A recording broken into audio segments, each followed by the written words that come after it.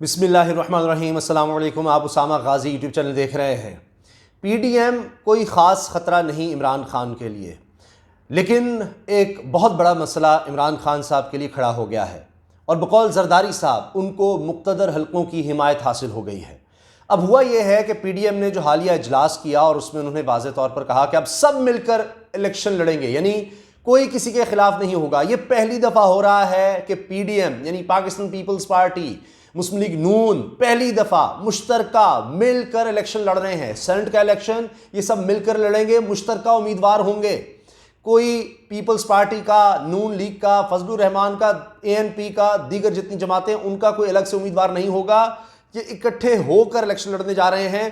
तो ये तो बात साबित हो गई कि इमरान खान को ये अकेले हरा नहीं सके, अलग अलग इलेक्शन में नहीं हरा सके। चाहे ये इलेक्शन गिलगित बल्तिस्तान के हों, वहाँ पर भी नून लीग और पीपल्स पार्टी ने अलग अलग इलेक्शन लड़ा, लेकिन अब इन्होंने फैसला किया है कि सब 11 की 11 जमातें इकट्ठी होकर इमरान खान कप्तान के खिलाफ लड़ेंगी।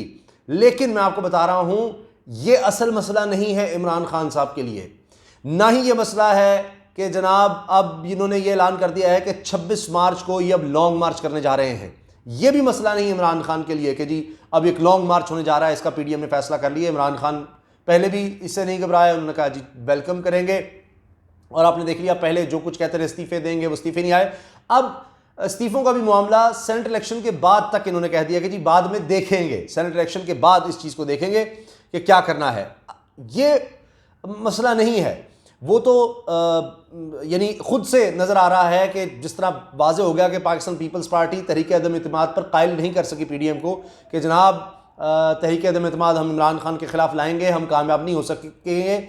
चाहे पीपल्स पार्टी की तरफ से कहा जा चुका है कि तकरीबन 2 दर्जन 20 से ज़्यादा तहरीक इंसाफ के लोग पीपल्स पार्टी को यकीन दहानी करवा चुके हैं, हमारे साथ हैं, लेकिन शायद उनके नाम और तफसील नहीं पीपल्स पार्टी दे सकी। इस वजह से ना नून लीग ना JUIF इस चीज़ को मान सकी, फजलुर रहमान साहब नहीं मान सके।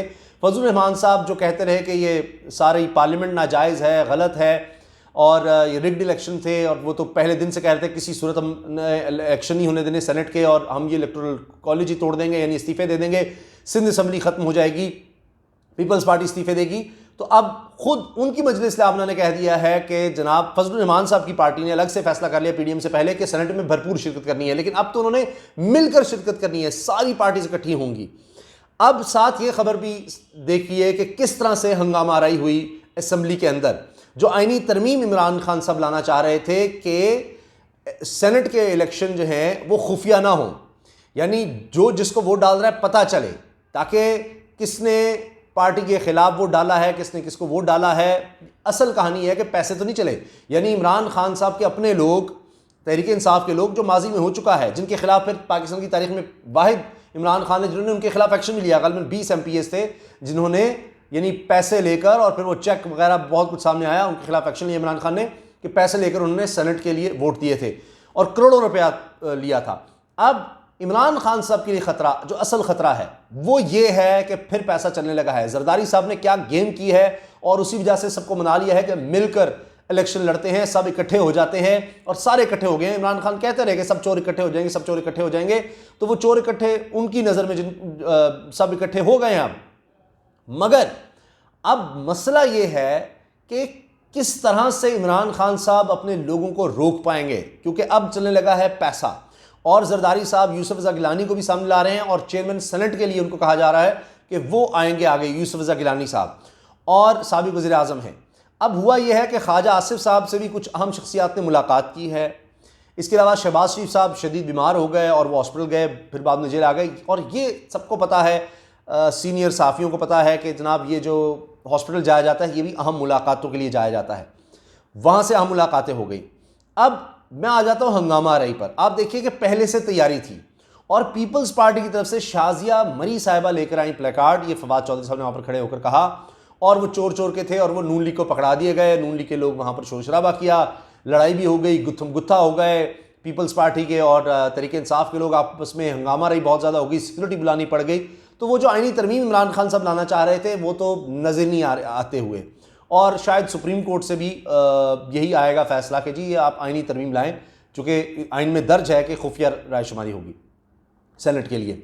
तो अब इमरान खान साहब को असल ख़तरा पैदा हो गया। और मेरे साथ प्रोग्राम करते हैं बाबर डोगर साहब, उन्होंने मुझे बताया कि 2 मिनिस्टर से उनकी मुलाकात हुई है, तहरीक इंसाफ के 2 मिनिस्टर से, और उन्होंने बताया है कि हमें ये शदीद ख़तरा है, इमरान खान साहब को शदीद ख़तरा है कि कुछ लोग, यानी जितनी सीटें बनती हैं अब, पीडीएम कह लें, नून लीग, पीपल्स पार्टी, दीगर जमातों कह लें, उससे ज़्यादा उनको मिल जाएंगी। अब ये गेम को लाखों की या चंद करोड़ की नहीं, बहुत करोड़ों रुपए की है, इसलिए इसको इमरान खान साहब रोकना चाहते थे, माजी में भी हुआ है। लेकिन असल बात, असल खतरे की घंटी ये है कि जरदारी साहब ने ये कहा है कि उनको कुछ अहम हलकों की हिमायत हासिल हो गई है, और जिस तरह से आपने देखा कि नैब की तरफ से उनकी ज़मानत, मुस्तकिल ज़मानत, यानी जो नैब की तरफ से केस था उसमें मुस्तकिल ज़मानत जरदारी साहब की मंजूर हो गई है। 8 अरब रुपए का मामला, 8 अरब रुपए का, और उसमें नैब ने यानी आर्गू इस तरह से नहीं किया, यानी इतराज़ नहीं किया कि जी अगर देनी है ज़मानत दे दें, तो अदालत ने दे दी। तो ये चीज़ समझी जा रही है कि कुछ ढील मिल रही है जरदारी साहब को। अब जरदारी साहब ये कह रहे हैं नून लीग को कि मुझे मुक़्तदर हलकों की हिमायत हासिल हो गई है, और अब हम जो मर्ज़ी करें, हल्के उसमें मुदाखलत नहीं करेंगे, यानी पैसा लगाओ, जो मर्जी करो, जिस तरह भी हम लोगों को लेकर आए, तोड़ें, सेनेट हमारे पास होगा, इसकी बिल्कुल फिक्र ना करो। तो सेनेट में अगरचे तहरीक इंसाफ अब मेजॉरिटी में है, और सेनेट में उसकी सीटें ज़्यादा आनी चाहिए, चूँकि इस वक्त उसके पास ज़्यादा MPAs हैं, MNAs हैं, लेकिन ऐसा नहीं होगा। जरदारी साहब ये बात कह चुके हैं और इस पर कायल कर लिया उन्होंने PDM को। अब अंदर खाते उन्होंने कुछ एश्योरेंसेस दी हैं कि ये देखें, ये सब हो रहा है, ये लोग, इतने लोग, या नाम शायद ना बताए हों, लेकिन उन्होंने वाज़ेह तौर पर बताया कि हम इस तरह से चीज़ों को मैनेज कर रहे हैं। तभी जाकर फजलुर रहमान साहब और नून लीग कायल हो गई कि ठीक है, सेनेट हाथ में आता है तो आ जाए, इस्तीफे तो कहाँ देने हैं वो बाद में देखी जाएगी। अब असल मसला इमरान खान साहब के लिए ये है कि वो अपने लोगों को, पार्टी के लोगों को बिकने से कैसे बचाएंगे। अपने लोगों को बचा भी लिया तो इत्तेहादियों को कैसे बचाएंगे। इत्तेहादी जो हैं, जितनी जमातें उनके साथ हैं, MQM हो, GDA हो, ग्रैंड डेमोक्रेटिक अलायंस, बलूचिस्तान अवामी पार्टी हो, इसके साथ काफ लीग है, तो ये जमातें जो इमरान खान साहब के साथ हैं, इत्तेहादी जमातें हैं, इनके लोगों को किस तरह कायल करेंगे कि वो साथ रहें। तो जरदारी साहब ने तो पहले ही सबसे राब्ते शुरू कर दिए, चाहे वो काफ लीग हो, चाहे वो GDA हो, MQM हो, इनके साथ उन्होंने राब्ते शुरू कर दिए, ख़ासतौर पे MQM के साथ और काफ लीग के साथ। तो अब आप खुद सोचिए कि जरदारी साहब इस चीज़ के मास्टर कहे जाते हैं, और पैसा अब नून लीग के पास भी कम नहीं है, पीपल्स पार्टी के पास भी है, फजलुर रहमान साहब के पास भी है। तो अब वो किस तरह से इन चीज़ों को मैनिपुलेट करेंगे, मेन आगे जरदारी साहब नज़र आ रहे हैं। और उन्होंने कायल कर लिया कि जी मुक़्तदर हल्के हमारे साथ हैं, उन्होंने एश्योरेंस दे दी है। सिर्फ वो ये कह रहे हैं कि जनाब इदारों को टारगेट ना किया जाए, और जरदारी साहब को ये टास्क है कि जी वो PDM को इस तरह लेकर चलेंगे कि इदारों को टारगेट ना किया जाए। इसलिए फजलुर रहमान साहब ने अब कह दिया कि जनाब इस्टेब्लिशमेंट से तुम्हारी कोई लड़ाई ही नहीं है, और ये तुम्हारे अपने लोग हैं। तो अब इस चक्कर में जरदारी साहब बना रहे हैं कि ये मामला सारा सीधा हो गया है, हमने मैनेज कर लेना है सेनेट को, हम पुराने खिलाड़ी हैं, इमरान खान तो नया आया है इस मामले में, तो इसमें वो हमें हरा नहीं सकता। जब इस तरह की गेम आ जाएगी, तो इसी वजह से इमरान खान साहब को पता था कि ये सेनेट में आसान नहीं है, सेनेट के हवाले से तरमीम लाना, उनके पास टू थर्ड मेजॉरिटी नहीं है, मगर फिर भी उन्होंने इसलिए रिस्क लिया कि उनको ये अंदाज़ा हो रहा था, उन खबरें मिल रही थी कि चीज़ें मैनिपुलेट हो रही हैं, मैनेज हो रही हैं, तो ये बड़ी गड़बड़ हो जाएगी। और सेनेट में जब एक दफ़ा चले जाएंगे तो असेंबली टूट भी जाए तो सेनेट तो फिर रहता है। और अब जो सेनेटर्स बनेंगे वो 6 साल के लिए होंगे, 6 साल के लिए वो लोग सेनेटर्स रहेंगे। तो इसीलिए अब सारे इकट्ठे हो गए हैं PDM में। पहली दफ़ा ऐसा हुआ है, पहली दफ़ा कि मुश्तरका सब मिलकर मुत्तफ़िक़ा तौर पर इकट्ठे उम्मीदवार लाएंगे, ना कोई नून लीग ना पीपल्स पार्टी फजलुर रहमान, नहीं, सब PDM के प्लेटफॉर्म से उम्मीदवार होंगे। और ये सारे मिलकर अब सोचिए कि इतनी पार्टीज़, उनका सारा असर रसूख, उनके साथ जितनी कारोबारी लोग हैं, दीगर इदारों में उनके साथ लोग बैठे हुए हैं, ब्यूरोक्रेसी में हैं, हर जगह पर उनके जो लोग हैं, हर एक की सपोर्ट उनको हासिल होगी, पैसा भी होगा।